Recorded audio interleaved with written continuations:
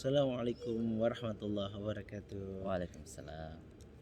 Alhamdulillah, sekarang kita berada di salah satu tempat di Masjid Hagia Sophia. Masya Allah. Yang dahulunya sebelum kita mengetahui ini menjadi masjid, ya kita ketahui dulunya adalah gereja. Setelah menjadi gereja menjadi sebuah museum. Dan di tahun ini, di peradaban tahun ini, seorang pemimpin yang soleh yang alhamdulillah menjadikan tempat ini menjadi sebuah masjid.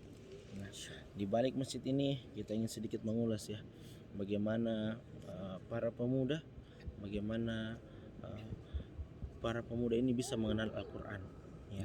Karena Muin sendiri punya pendapat karena ternyata Al-Quran telah membahas terkait bagaimana itu pemuda. Silakan Bro. Baik, Akhi Zakir. Jadi kalau kita pahami Al-Quran ini sebagai kurikulum langit yang Allah persembahkan di bumi, Betul, untuk menuntun Rasulullah kepada tugas yang sangat besar. Ya. Rasul kan diutus ke bumi ini menjadi rahmatan lil alam, rahmatan lil alamin. untuk seluruh alam. Maka Allah sudah mempersiapkan kurikulum yang sangat rapi Betul. untuk mewujudkan itu. Baik. Teman-teman semua, kalau kita pahami Al-Quran, kalau teman-teman punya mushaf, itu dibagi atas dua. Betul. Dia bisa tartibul mushaf, Tartibul mushaf. itu urutannya sesuai mushaf, Betul. Al-Fatihah, Al-Baqarah dan lain sebagainya. Betul.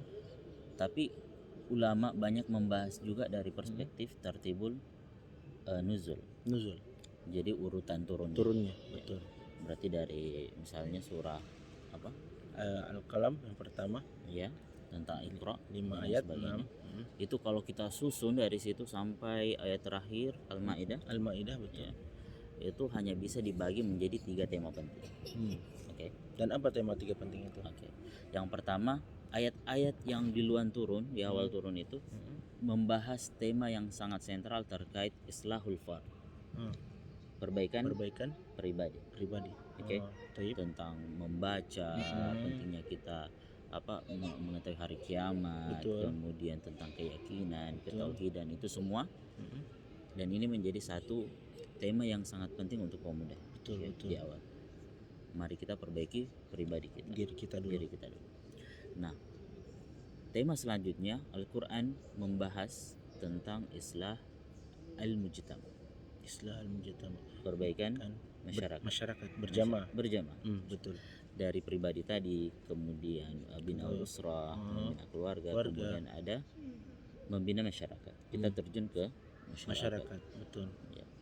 Turun ayat-ayat tentang bagaimana rukun tetangga. Duyuf. Yes. Kemudian tema selanjutnya yang ketiga Allah ingin turunkan tentang al-islah ad-daulah. Islah daulah, negara. Perbaikan negara. Betul. Inilah tahapan Al-Quran yang dimana terbukti. Betul. Rasul, sepeninggal Rasul, apa yang dibutuhkan dunia itu kan ada di Madinah. Betul. Butuh ahli inilah, ahli ini, itu ada di Madinah. Itu berkat kurikulum ini. Karena Rasul mengacu pada kurikulum ini. Betul. Seperti itu. Maka kita para pemuda, ayo, tidak selesai kita di tahapan soleh secara pribadi. Betul. Itu masih kita amalkan sepertiga dari Al-Quran. Ya Allah ya Rabb. Ya. Kita harus shifting dari pribadi kita. Ayo kita terjun ke masyarakat. Betul. Setelah membina keluarga muslim, dari keluarga muslim itu terbentuk RT muslim, ya, kecamatan muslim gitu. Dan itulah yang kemudian sampai ke negara. Oh betul. Maka kita setelah pribadi kita turun ke sosial, langsung kita perbaiki negara. Perbaikan negara. Kita ingin hadir anak-anak muda bukan lagi wilayah pragmatis, kita kuliah langsung kerja, menikah, kemudian gitu saja. Kita ingin hadir menjawab tantangan zaman dan menjadi gelombang ya, betul. Kemenangan Islam insyaallah dalam waktu dekat ini insyaallah. Dan itu akan pasti karena dalam Al-Quran janji Allah pasti dan semua pasti akan pasti insyaallah. Jadi tadi saya sedikit menipu kalian bro.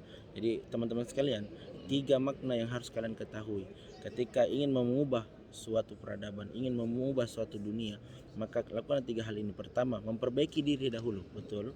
Ibda binafsik. perbaiki diri dari diri kita sendiri. Betul. Terus yang kedua adalah kita memperbaiki jamaah ataupun majmu'ah, yaitu masyarakat kondisional di sekitaran kita. Dan Jadi dai. menjadi seorang dai. Kullukum da'in kullukum ra'in wa kullu mas'ulun an ra'iyati. Kita adalah pemimpin. Nah, makna pemimpin adalah membalik dai. Jadi kita semua mesti mengetahui bagaimana kita semua mempunyai kewajiban untuk menjadi seorang dai.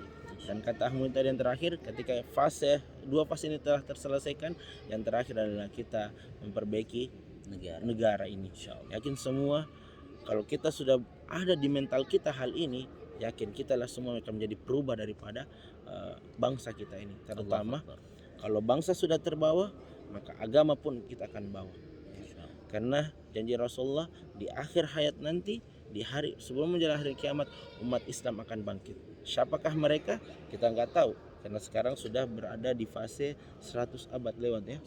Betul ya? Artinya Allah pergilirkan ya, sejarah itu mencatat setiap 100 tahun Allah hadirkan seorang mujaddid. Betul. Seorang pembaharu yang akan mengantarkan umat ini kepada kejayaannya. Betul. Dan fase itu sudah dilalui oleh kita, dan insya Allah dalam waktu dekat. Dan kita tidak boleh menunggu juga. Betul. Ibarat kita menunggu pahlawan superhero turun itu nggak mungkin. Betul. Kita lah yang harus menuju ke sana. Boleh jadi Allah pilih kita. Betul, amin ya Allah. Boleh jadi Allah pilih antum. Masya Allah, amin ya Allah. Dan boleh semua itu jadi Allah pilih antum semua. Antum yang dengarkan video ini, antum yang akan membawa perubahan ini, insya Allah. Dan inilah yang kami bisa sampaikan. Semoga menjadi jariah, benar ya, menjadi sebuah pahala buat kami, karena kita semua ingin melihat semua umat ini baik. Kita ingin melihat semua bangsa kita ini merdeka, makin jaya, dan insya Allah yakin dan percaya itu akan nampak ketika kita mengawali semua itu dengan niat yang baik, insya Allah. Terakhir teman-teman, ingatlah ketika ada kegalauan, ada kegundahan, bukan melarikan diri kepada media sosial ya, tetapi melarikan diri kepada siapa? Kepada Allah dengan membaca Al-Quran. Insya Allah. Karena ketika membaca Al-Quran, tatma'inna qulubukum, akan mengenangkan hati kalian. Dan janganlah bersandar kepada siapapun, tapi sandarkan semua kepada Allah Subhanahu wa taala azza wa jalla. Dan itulah pesan kami di balik dalam daripada Masjid Hagia Sophia. Di kain putih tersebut kita bisa melihat sebuah bukti sejarah. Di situ dahulu ada foto Bunda Maria, dan itu membuat simbol umat Nasrani. Dan hari ini kita bisa melihat kejayaan umat Islam. Ada asma Allah, ada asma Nabiullah Muhammad SAW. Terakhir. Ya, terakhir untuk para pemuda, insya Allah semangat. Yang pertama modal semangat, kemudian perbaiki mindset, perbaiki niat. Betul. Untuk ikhlas kepada Allah Subhanahu wa taala, dan take action. Semua satu langkah menuju langkah-langkah yang lain. Masya Allah. Orang sukses artinya adalah suka proses. Jadi insya Allah kita bisa berproses bersama. Oke, good luck brother. Salam pemuda. Salam pemuda. Allahu Akbar. Allahu Akbar.